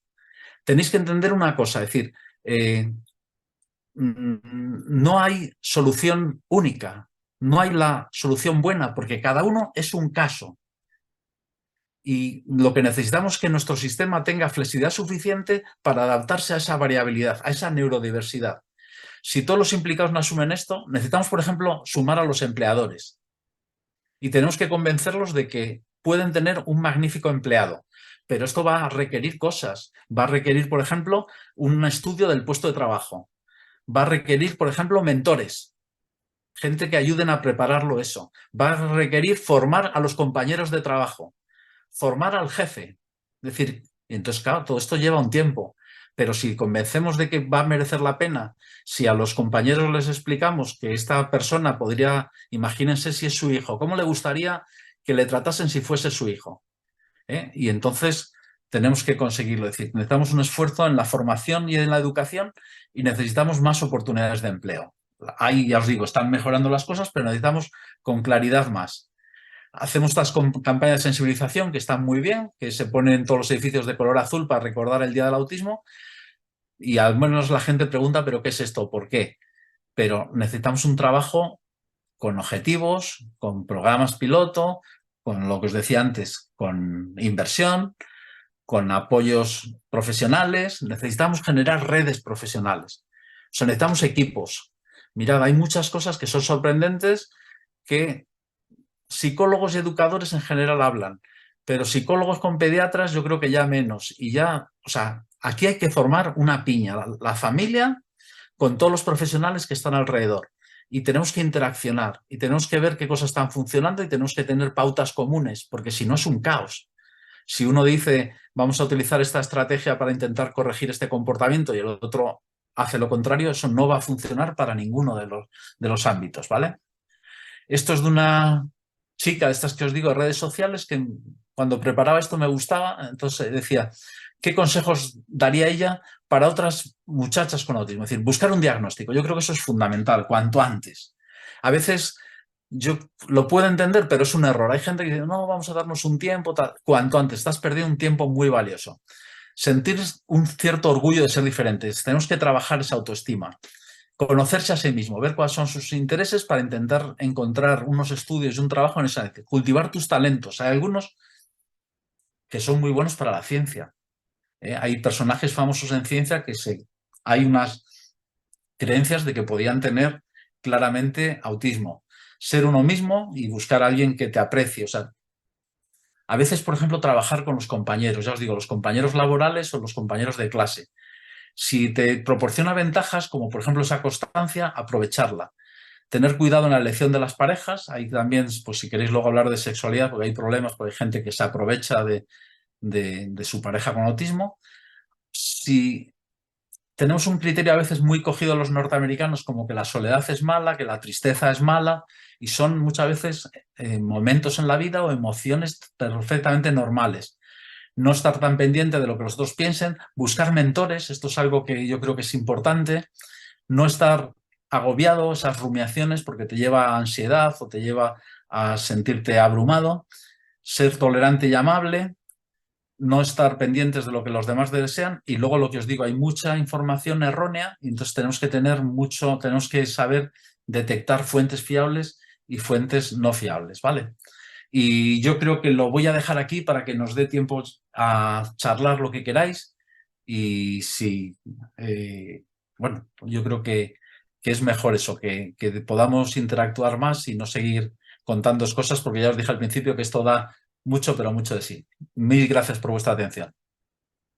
Muchísimas gracias, José Ramón. Se nos ha hecho corto. Yo creo que podríamos estar aquí, hacer una sesión de una mañana entera y aún nos quedaríamos cortos. Antes de nada, tía sexualidad. He dejado enlace en el chat para que todo el mundo pueda recuperar una charla que hicimos no hace muchos meses, creo que fue el año pasado, también con Laura Out, una especialista, y hablamos de eso, ¿vale? Para no tocar este tema, ya tenemos esa charla. Hemos dejado también el enlace a tu blog, ¿vale? También para quien quiera explorar, yo lo he explorado, es impresionante, o sea, ahí hay datos para aburrir, bien entendido este aburrimiento, ¿eh? También lo tenéis. Si te parece, te lanzo un par de preguntas que han aparecido en el Muy chat bien, y luego ya iría por otras preguntas que tengo ya en formato papel, que nos los han mandado las personas pues, que han hecho la inscripción antes de escucharte. Y no te las voy a lanzar todas, pero sí algunas. Nos comentaba una compañera al otro lado de la pantalla y nos dice, ¿es bueno para una persona autista centrarse y apoyarse en la compañía de animales o con quien se sientan seguros? Puede ser contraproducente porque los animales de compañía pueden ser sustituto de relaciones personales y no mejoran o no practican la interacción personal. vale, pues vamos a intentarlo. Lo primero, me da mucho miedo cuando me hacéis una pregunta concreta pensando en una persona concreta y sin yo conocerla, ¿no?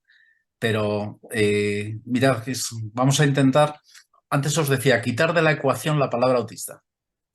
Si tú me dijeras, ¿es bueno para una persona tener una relación con, dices, pues puede ser bueno, le puede dar compañía, le puedes obligar a salir de casa, o sea, o puede ser una situación que esté generándole un problema. Entonces yo creo que si lo pensáis, es decir, el autismo te va a llevar muchas veces a una distancia social, a una dificultad para tener una red social. Entonces hay algunas cosas que las puedes suplir por el trato con una mascota. Ujú, Pero también en nuestra vida cotidiana es muy importante esa interacción social y todo se puede trabajar y todo se puede intentar mejorar. Entonces, insisto, sin conocer el caso y esto de entender lo que es muy arriesgado, que estéis pensando vosotros en una persona concreta y yo estoy hablando en genérico. ujú. Yo os diría decir, lo mismo con esa... eh, os cuento un caso. Una madre que tengo muchísimo aprecio ha comprado una perrita para su niño con autismo. El niño es no verbal. Ujú, Y lo que confía es que la perrita le ayude, o sea, la va a entrenar específica para que sea un acompañante de una persona con autismo, para que le ayude a controlar las crisis, para que le ayude a hacer más ejercicio, porque otro de los problemas que tienen es el sedentarismo. Entonces, yo os diría decir que la mascota no sea un medio instrumental para no tener relaciones sociales, que intentemos favorecer la interacción social de una forma lo más natural posible, pero a veces hay que trabajarlo igual que trabajaríamos con un niño que tiene una dificultad con las matemáticas. Pues si ujú. aquí hay que trabajar la interacción social, vamos a trabajarla. Y la mascota que sea un elemento de ayuda, porque yo creo, yo cuando he tenido perro, pues él te obliga a charlas con mucha gente. Te socializan aunque no quieras, sí. Sí, sí. Eso es. Entonces dices, vamos a utilizarlo como una forma de socializar, no de evitar la socialización, ¿vale? Ujú, Entonces, confío que pueda ser una pauta útil. E insisto, es decir, las cosas pueden ser buenas o malas en función de cómo las las utilices. Lo que dicen de un martillo lo puedes utilizar para clavar una alcayata o para darle a alguien en la cabeza. Pues Correcto. Ujú. yo creo que es un poco la misma idea. También una aclaración en relación de cuando dices que no tienen que comportarse como neurotípicos, ¿eso implica que no respeten normas básicas de cortesía y convivencia, saludar, despedirse? No, totalmente, muy buena pregunta. Es decir, yo creo que al contrario, hay que animarles a que estén integrados en el mundo y lo que os digo, es decir, yo les enseñaría lo mismo que enseñamos a un niño sin autismo. Tiene que aprender las normas básicas de cortesía, de comportamiento y decir, otra cosa es que pretendamos que hagan cosas que no les salen de forma natural. Entonces, decir, os pongo otro ejemplo, en el ámbito laboral, pues hay puestos que lo pueden hacer muy bien, pero quizá un puesto, ¿qué os digo yo?, de una oficina de reclamaciones en un supermercado, pues puede ser una pesadilla, Ujú, porque sus propias características de rigidez, de dificultades en la interacción, de no entender dobles sentidos, de no entender los tonos de voz, de no entender el lenguaje corporal, se lo va a poner muy difícil. Entonces yo creo que dices, respondiendo a la pregunta, es decir, no obligarles a ser distintos a lo que son, al contrario, entenderlo, usarlo en el mejor sentido para favorecerlos, para promocionarlos, para animarles a hacer cosas y al final enseñarles como a otro hijo todo lo que puedas y llevarles, o sea, en ningún sitio está escrito hasta dónde van a poder llegar. Y yo os digo, los profesionales lo hacen maravillosamente y muchas veces les vas viendo cómo mejoran año a año, ¿no? Y entonces trabajar con objetivos, ver un poco cuáles son los temas importantes en cada momento. Y luego también es un mensaje, a ver cómo lo digo, no tenemos que ser, o sea, es difícil, pero no podemos rendirnos, ¿no? O sea, os pongo un ejemplo, hay muchos que tienen selectividad alimentaria. Entonces yo conocía un caso que solo comía 3 veces al día yogures de limón. Entonces, evidentemente, eh, pues era muy difícil porque no masticaba nada y eso le generaba problemas intestinales porque tienes una serie de deficiencias. Entonces, bueno, pues es un poco decir, no es fácil, pero es bueno, pues a ver si trituro cosas y la voy mezclando con los yogures de limón y poco a poco voy introduciendo otras texturas. Pero insisto que no es fácil. Yo he visto casos que han intentado esa vía y que el niño no comía y pensabas, bueno, pues ya con el hambre ya le forzará a comer, no iban pasando los días y no comía. ujú. Pero yo creo que hay muchos otros casos, es decir, con un poco de estrategia, pues como lo que os digo siempre, es decir, como harías con un niño sin autismo que no comiera. Intentarías poco a poco irle introduciendo otras cosas o ver sus cosas favoritas y yo me acuerdo de algún caso que le gustaba el ketchup y entonces que echaban ketchup a todo, ¿no? Y luego ya, pues poco a poco lo puedes ir retirando para que se vaya encontrando con otros sabores y otras texturas, ¿no? Lanzo otra pregunta que también nos ha llegado hace nada, que nos dice, siempre son casos muy concretos, ¿eh?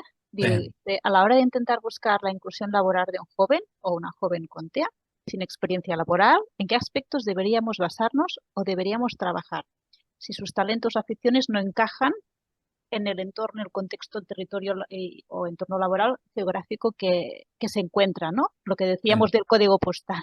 Y sí, viajar o cambiar de residencia es una posibilidad, no es una posibilidad en ese momento. O sea que hay vale. limitaciones para poder irte al Vale. extranjero. Lo entiendo perfectamente y no es fácil, ¿eh? O sea, yo creo que lo que tenemos que intentar es ampliar, por ejemplo, esa bolsa de opciones. O sea, lo que os digo, tenemos que intentar en la comarca o en donde esta persona viva, intentar que las posibilidades laborales sean más. Eso antes os decía que es mucho menos conocido para el alto número de personas que tienen autismo.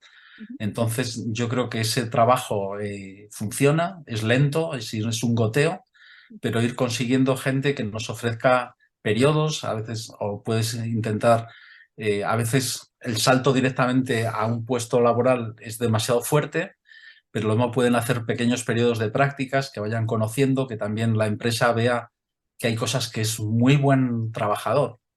Entonces, lo que os digo, o sea, en algunos sectores, en Estados Unidos os puse el ejemplo de Google, pero es que lo han hecho bancos, lo han hecho compañías informáticas, empresas de defensa, e insisto, no por responsabilidad social corporativa, que es el camino que seguimos en nuestro país en general, sino porque les interesa. O les interesa esa forma de pensar porque dices que es un porcentaje de la población notable, yo tengo que saber qué quiere esta gente, cómo piensa, cómo elige. Y yo creo que es eso, es decir, a veces no nos damos cuenta. Os pongo otro caso muy concreto que también quizá ayuda a responder. Conocía un caso que le prepararon para informática y tenía tal, y encontraron la empresa. ¿Y cuál era el problema? Que era en Madrid y nunca había usado el transporte público. Vale. Entonces, su madre la acompañaba, pero no podía llevarle todos los días al trabajo y traerle de vuelta. Entonces, o sea, te das cuenta de que has trabajado cosas de esa inserción laboral, pero no te has preocupado de cosas tan básicas como es moverte solo en el metro. Ujú. Entonces, a veces son este tipo de cosas, ya os digo, no es de un día para otro, pero si vais encontrando opciones, dices, no, en este sector, ¿en qué cosas pueden encajar? Y entonces, el tema es que necesitaremos puestos de trabajo para ingenieros informáticos autistas y para reponedores autistas y para barrenderos autistas y para pastores autistas, como os decía antes. Entonces, esa gran variedad de perfiles personales, necesitamos encontrar esa gran variedad de puestos laborales. Ujú. A mí me ha llamado la atención cuando has hablado del diagnóstico prenatal, ¿vale? Sí, Porque has dicho que no hay un único gen. Ah, se está haciendo, sí, nada, una pincelada. vale, sí. Mirad, eh, os he dicho que tienen más neuronas. Ujú, Entonces, si tú miras con un escáner el cerebro de un recién nacido, hay zonas que parece que son más grandes en el cerebro de un niño autista que en el cerebro de un niño no autista.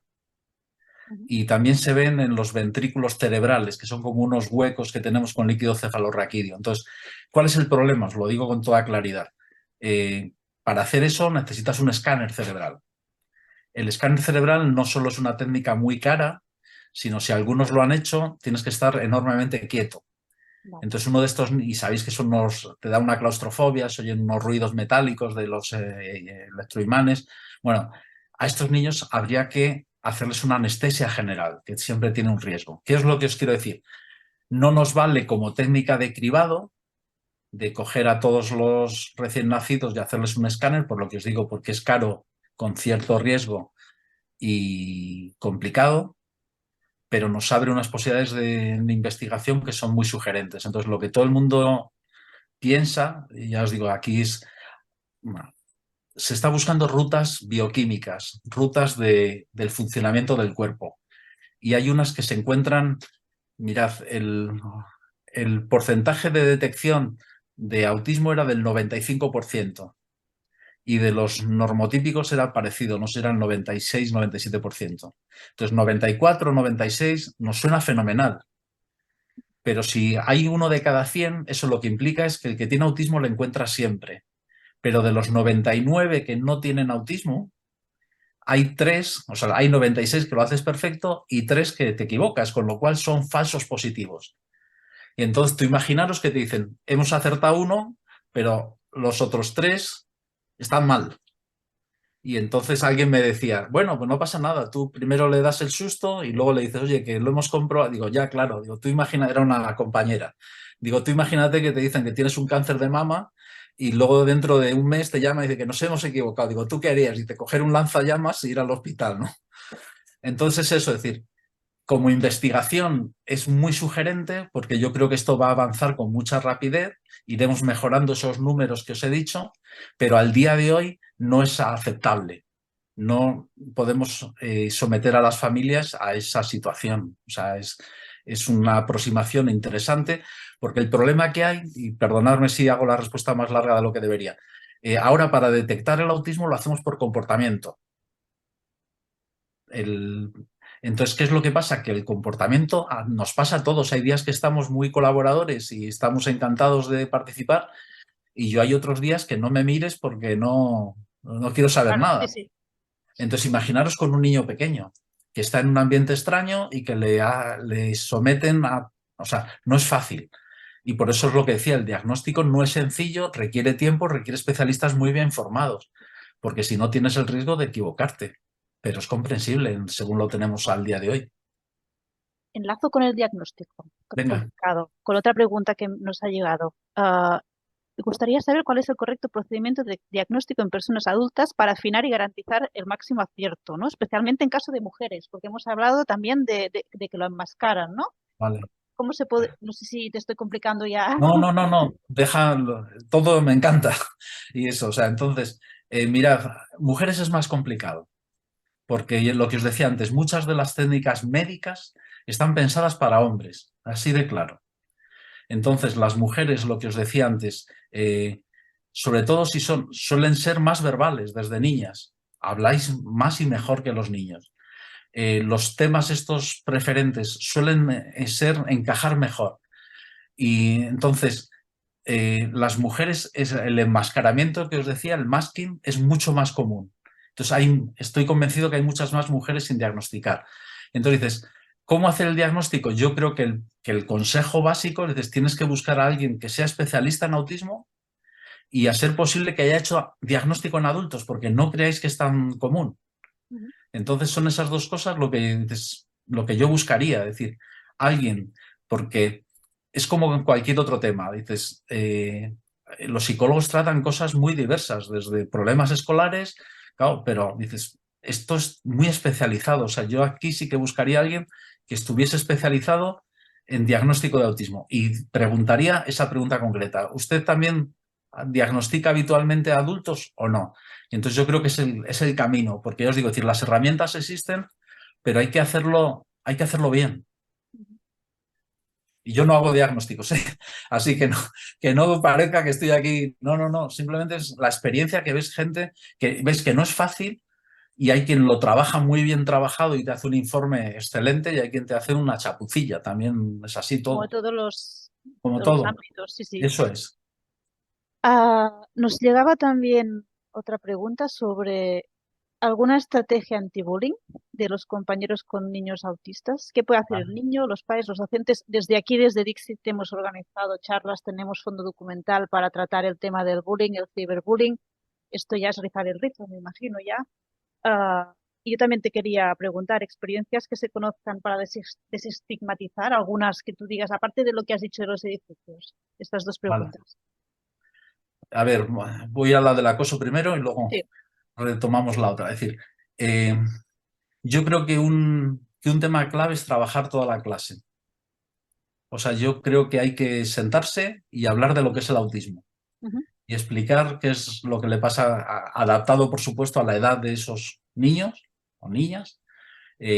Explicar lo que es el autismo, porque a veces tienen miedos de que esto sea contagioso o piensan que se le consienten cosas o no entienden algunas cosas o que no quiera compartir, tal. Luego, yo creo eso, que hay que trabajar con los padres, o sea, tienen que estar de acuerdo en que se hable de lo que es el autismo y yo eso lo he visto, mirad, he visto los dos extremos, hablando claro. Una vez un chico que ahora ya tiene 30 años me dijo, el infierno existe. Y te quedas así, dices, ¿cómo que el infierno existe? Y me dice, sí, es el comedor escolar. Y me contó unas historias que de verdad os digo, el único nombre que se me venía es tortura. O sea, cómo le machacaban su madre, cuando os digo que defiendo a las madres, su madre se matriculó en el instituto porque no le hacían caso. ¿Vale? Entonces vio lo que había sufrido de niño en la escuela y entonces dijo en el instituto, no, no, no lo voy a consentir. Entonces ya se matriculó, iba con él, pero no debería ser. Sí que es cierto lo que comentas, que puede haber como una estrategia a nivel lectivo, ¿no? Durante las clases, pero luego no se traspasa, ¿no? Esta información a las monitoras o monitores de Eso es, comedor y es como otro micromundo dentro de la escuela, ¿no? Y suceden cosas exacto. que no se comparten, tampoco hay Sí, ninguna sí. punto de referencia. Es Y interesante lo que luego, comentas. Ujú. y he visto el mundo contrario, ¿eh? O sea, he visto el mundo contrario donde todos los los compañeros estaban pero como pendientes de él, de que no estuviese solo en el patio, de incorporarle a los juegos. Os pongo otro ejemplo, y perdonadme, pero a veces yo creo que nos ayuda. Y he conocido casos que me dicen, a mi hijo nunca le han invitado a un cumpleaños. ¿Tú te imaginas la tristeza que es una madre que ve que todos están, o ese muchacho que está viendo que todos al día siguiente están comentando lo bien que se lo habían pasado, tal, tal, y que no le han invitado nunca? Y luego he visto la invitación más bonita que he visto en mi vida, que era uno que le dijo, mañana es mi cumpleaños, si quieres venir estás invitado. Pero sabéis que para estos niños muchas veces una fiesta puede ser demasiado ruido, demasiadas carreras, entonces si prefieres venir antes a jugar con mis juguetes, puedes venir a casa. Y te voy a traer el cucurucho con las golosinas, con las chuches. Entonces me pareció de una sensibilidad de ofertarle, pero también plantearle una opción personalizada, Ujú, de que no viese al día siguiente todos con el cucurucho y él no tenía, porque no la... O sea, por eso os digo, es decir, que depende de nosotros el mundo que vamos a crear, ujú. que puede ser eso, el infierno, o puede ser un sitio donde que merezca la pena, ¿eh? Porque aquí yo creo que hay sitio para todos, de verdad. Sí, sí. En este caso, como más positivo, no es el concepto tribu, ¿no? También de instaurarlo Sí. dentro de la dinámica de la clase, en que, bueno, nos tenemos que cuidar Hay, entre todos. exacto. Hay Sí. programas, tú me hablabas, es decir, hay uno, yo lo he visto en algún sitio que llaman patios inclusivos, ¿no? Ujú, Es que el patio no sea un lugar, digamos, donde los del fútbol dominan el espacio y los demás están relegados a extremos, que se trabaje juegos donde todos participen, donde sean... O sea, yo creo que hay muchas pequeñas experiencias que pueden ser muy útiles, ¿no? De lo que decimos, de una verdadera inclusión, de ujú. hablar de las cosas, porque yo creo que eso nos evita los miedos, los estigmas, o sea, educar, que es a lo que nos dedicamos los docentes, ¿no? Ujú. A nivel comarca, permíteme que Sí, hay una experiencia, al menos en la escuela donde yo estoy vinculada, en donde justo en la franja del mediodía que comentábamos, pues que puede ser peliaguda, depende de qué niño o sus maneras de relacionarse, han instaurado pues diferentes zonas que son como inclusivas, ¿no? La zona de fútbol, pero este año hay la zona de tertulia, que es como recogida y solo se puede ir pues a descansar, a hablar, una zona pues de tejer, la zona de la biblioteca. O sea que ya creo que poco a poco, no centrado única y exclusivamente quizás en una casuística concreta, pero ya se va trabajando en esta manera de la atención centrada en la persona, ¿no? Que cada niño exacto, pueda escoger lo que le apetezca en ese momento y lo que le haga sentir mejor y puede cambiar también de opinión. exacto, Tatiana. Me parece un ejemplo precioso y ideal en ese sentido. Es decir, Sí, y eso está porque pasando aquí en Vic, o sea que es interesante. me alegra mucho oírlo. Sí, sí, sí. Estoy viendo la hora, son las 6:42. Si te parece, veo a ver cuánta gente tenemos conectada. Ha ido bajando, pero hemos estado alrededor de 50 52 personas aquí Muy bien, toda esta hora. Te lanzo la última pregunta y sí, si te parece lo dejamos aquí. ¿vale? La gente que nos está viendo, sobre todo, gracias por estar ahí. Nos hemos alargado, pero sabemos que os interesa. Os mandaremos el vídeo y toda la presentación. Y sobre todo, les voy a mandar también tu dirección de correo electrónico para que Perfecto, puedan contactar contigo a través del blog o de donde les vaya lo que mejor. quieran. Y al inicio has hablado de las alteraciones sensoriales, ¿vale? Y nos llegaba una pregunta sobre la importancia de la integración sensorial en el día a día. No sé si estoy abriendo un melón muy enorme para terminar, pero si nos Sí, podrías hablar un poquito. vale. Eh, el problema es que bajo integración sensorial se meten muchas cosas, Ujú, ¿vale? Entonces, hay terapias de integración sensorial. Y aquí os digo, es decir, en los últimos estudios son bastante críticos. O sea, hay unas revisiones donde analizan lo que llamamos un metaanálisis, ¿no? Coger muchos estudios, ver cuáles son los resultados, ver si están bien hechos o no mal hechos. Entonces seleccionaban, hablo de memoria, pero yo creo que los números son bastante aproximados a lo que os digo. 25 estudios sólidos, en los cuales de los 25 había 3 donde parecía que sí que había mejoras con estas terapias y había 18 donde no había mejoras. Entonces la conclusión del estudio es que las terapias de integración sensorial no tenían como estrategia general de trabajo con niños con autismo, validez científica. El Pues, que defienda esto o que diga a mi hijo le va bien, pues no estará de acuerdo conmigo o con ese artículo, porque ya digo, no es mi. Entonces, sí que es cierto que hay unas sensibilidades sensoriales, lo que hablábamos antes, de hipersensibilidades e hiposensibilidades. Y estas son cosas que sí que se pueden trabajar. Entonces, yo creo que volvemos un poco a algunas de las cosas que hemos dicho. Es decir, tenemos que tener ojo a veces con los tratamientos, simplemente por eso, porque hay cosas que se prueban, alguien lo defiende y luego el tiempo va demostrando que no funcionan o que no funcionan apenas, ¿no? Y luego, por otro lado, dices que sí que vamos sabiendo, decir, y hay gente que dice, oye, pues si tú tienes un problema, no sé qué ejemplo poneros, con las texturas, o el contacto físico, los abrazos. Entonces dices, bueno, pues lo que podemos es ver un poco qué es lo que hay, qué cosas la disparan, porque lo mismo lo que nos puede hacer, imaginaros, os pongo un ejemplo muy tonto, pero que hay muchos que tienen problemas para dormir. Lo mismo, una de las cosas que puedes trabajar es cuál es la textura de la sábana, si es la mejor posible, si es la que más le gusta. Entonces, y hay cosas que no pensamos, pero por ejemplo a muchos les resulta relajante tener unas sábanas pesadas, unas sábanas que en cierta manera te den esa sensación, como yo me acuerdo de niño, ¿no? Que ya no son estos edredones que tenemos ahora que no pesan nada, sino era... Entonces, hay pequeñas estrategias que pueden facilitar la vida, porque claro, de que tu niño duerma bien a que duerma mal, no hay color, ¿eh?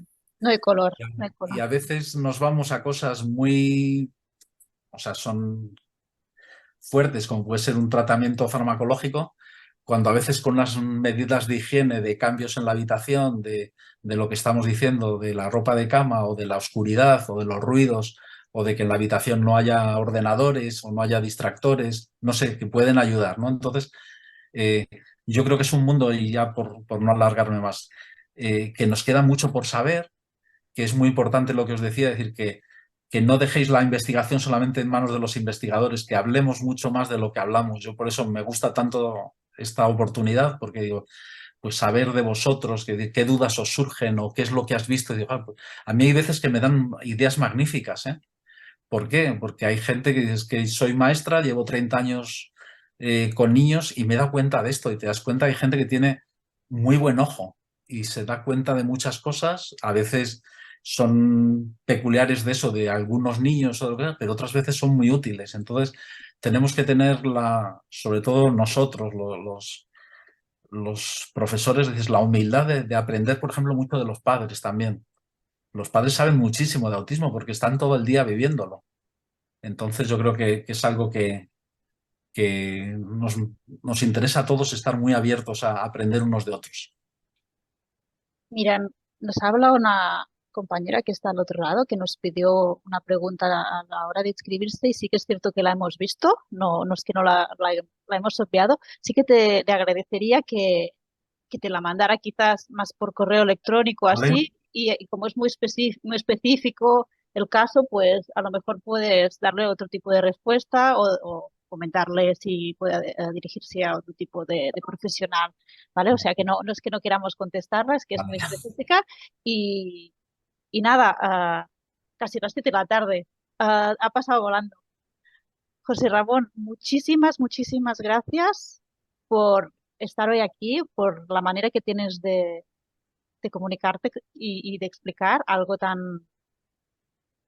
complicado y complejo a la vez, con esta humanidad, y por ponérmelo fácil, te lo voy a decir, ha sido muy fácil poder trabajar Muchas contigo. gracias. Para mí ha sido un placer, lo digo de corazón, y ha sido muy grato y os digo, ojalá volvamos a coincidir y En persona, eso sí, te quiero Eso invitar. es, sí, sí, me tenéis que llevar a conocer Vic. Tenemos asociación aquí y de algún modo u otro te traeremos para que conozcas la zona y comas nuestro embutido estrella, Muy ¿vale? bien, me encantará. Pues nada, moltíssimes gràcies, moltes gràcies a totes i a tots per ser avui aquí, per haver allargat amb nosaltres també la conversa i el debat. Us esperem a la propera conferència d'ICSIT. Us hem anunciada, som molts centres, organitzem moltes xerrades. A mi, en aquest cas, em veureu el proper 19 d'octubre i hem organitzat la conferència Ús de la pornografia i ús problemàtic de la pornografia en adolescents. Properament us enviarem la difusió perquè us podeu inscriure i, evidentment, per estar al cas de tot el que organitzem la resta de centres Dixit, ho trobareu en el nostre portal, a la secció de novetats. I en breu us enviarem l'enllaç en aquesta magnífica conferència. Moltes gràcies a tots i bona tarda. Fins la propera.